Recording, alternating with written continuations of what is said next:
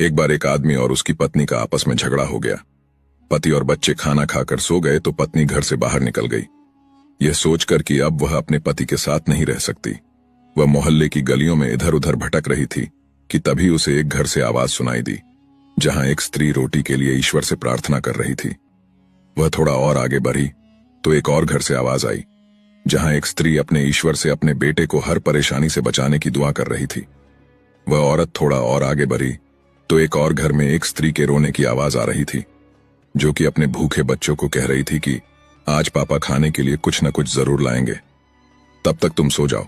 2 कदम कर आगे बढ़ने पर और घर में एक स्त्री के रोने की आवाज आ रही थी, जहां एक बूढ़ी दादी अपने पोते से कह रही थी कि बेटा कितने दिन हो गए तुम मेरे लिए दवाई नहीं लाए। पोता बोला, दादी माँ अब मेडिकल वाला भी उधार नहीं देता और मेरे पास इतने पैसे भी नहीं है कि मैं आपके लिए दवाई ला सकूं।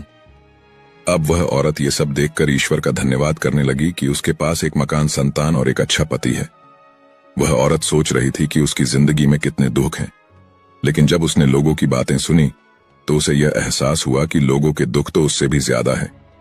दोस्तों, कठिनाइयों और परीक्षणों के बावजूद भी जीना जीवन की वास्तविकता है। यही सच्ची जिंदगी है।